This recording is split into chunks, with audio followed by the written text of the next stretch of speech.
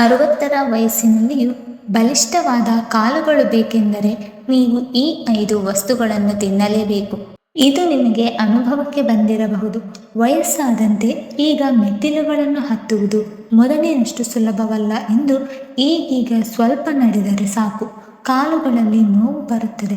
ವಯಸ್ಸಾದಂತೆ ಕಾಲುಗಳಲ್ಲಿ ನಿಧಾನವಾಗಿ ಶಕ್ತಿ ಕಡಿಮೆಯಾಗುತ್ತಾ ಹೋಗುತ್ತದೆ. ಇದನ್ನು ನಾವು ಸ್ವೀಕಾರ ಮಾಡಲೇಬೇಕಾಗುತ್ತದೆ.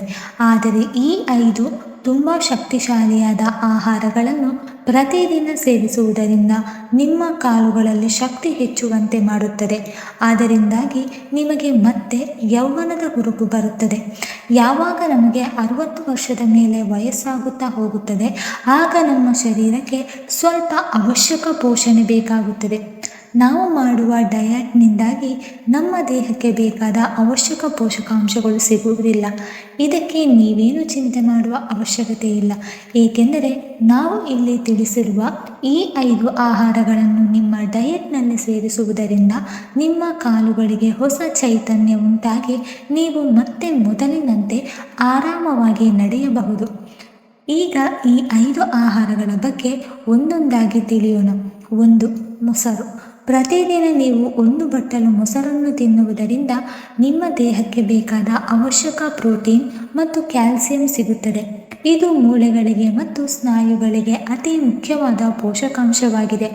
ಇದರಲ್ಲಿರುವ ಪ್ರೋಬಯೋಟಿಕ್ಸ್ಗಳು ಜೀರ್ಣಕ್ರಿಯೆಯನ್ನು ಸರಾಗವಾಗಿ ಮಾಡಲು ಸಹಾಯ ಮಾಡುತ್ತದೆ.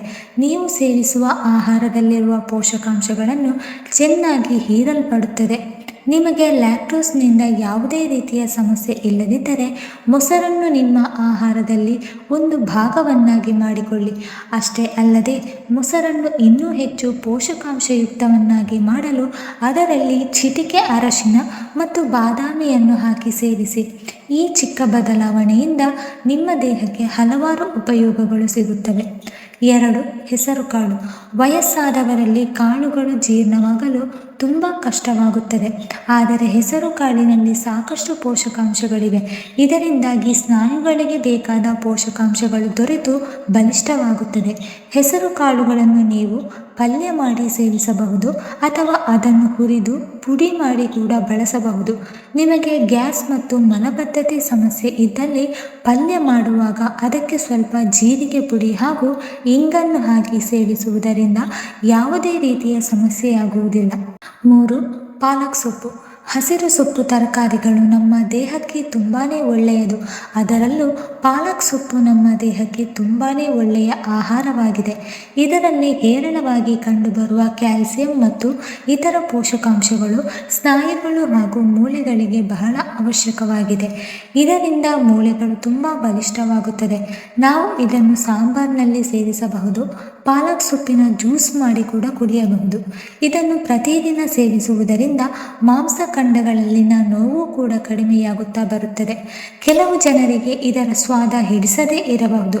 ಅಂಥವರು ಇದನ್ನು ಚಪಾತಿ ಅಥವಾ ಪರೋಟದಲ್ಲಿ ಮಿಕ್ಸ್ ಮಾಡಿ ತಿನ್ನಬಹುದು.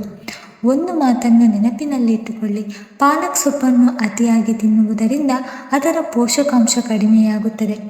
ಆದ್ದರಿಂದ ಪ್ರತಿದಿನ ಸ್ವಲ್ಪ ಸ್ವಲ್ಪವೇ ಸೇವಿಸಬೇಕು. 4. ಬಾಳೆಹಣ್ಣು. ಈ ಸಾಧಾರಣವಾದ ಹಣ್ಣು ನಿಮ್ಮ ಮಾಂಸಖಂಡಗಳಿಗೆ ತುಂಬ ಉಪಯುಕ್ತವಾದ ಪೋಷಕಾಂಶಗಳನ್ನು ನೀಡುತ್ತದೆ. ಬಾಳೆಹಣ್ಣಿನಲ್ಲಿ ಭರಪೂರವಾಗಿ ಪೊಟ್ಯಾಷಿಯಂ ಇರುತ್ತದೆ. ಅದರಿಂದಾಗಿ ಸ್ನಾಯುಗಳಲ್ಲಿನ ಸೆಳೆತ ಕಡಿಮೆಯಾಗುತ್ತದೆ. ಅಷ್ಟೇ ಅಲ್ಲದೆ ಅದರಲ್ಲಿರುವ ಕಾರ್ಬೋಹೈಡ್ರೇಟ್ಗಳು ಮನುಷ್ಯನ ದೇಹಕ್ಕೆ ತಕ್ಷಣ ಎನರ್ಜಿಯನ್ನು ನೀಡುತ್ತದೆ. ನಿಮಗೆ ಅನುಮಾನವಿರಬಹುದು, ಬಾಳೆಹಣ್ಣು ಸೇವಿಸಿದರೆ ಶುಗರ್ ಜಾಸ್ತಿ ಆಗುತ್ತದೆ ಎಂದು.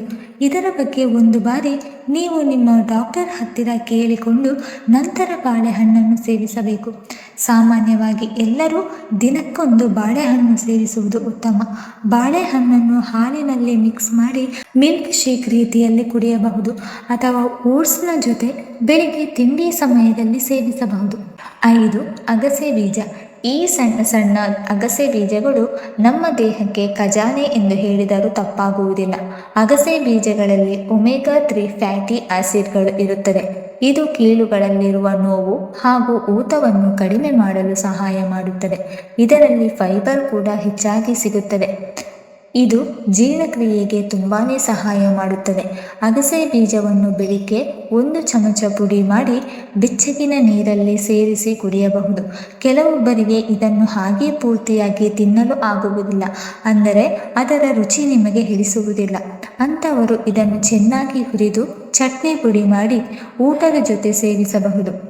ಸ್ನೇಹಿತರೆ, ಬೆಳಿಗ್ಗೆ ಹೊತ್ತಿನಲ್ಲಿ ಮೊಳಕೆ ಒಡೆದ ಹೆಸರು ಕಾಳುಗಳನ್ನು ಸೇವಿಸಬಹುದು, ಅಥವಾ ಮಧ್ಯಾಹ್ನ ಊಟದ ಸಮಯದಲ್ಲಿ ಹೆಸರು ಕಾಳು ಹಾಗೆ ಹೆಸರು ಕಾಳಿನ ಪಲ್ಯವನ್ನು ಸೇವಿಸಬಹುದು.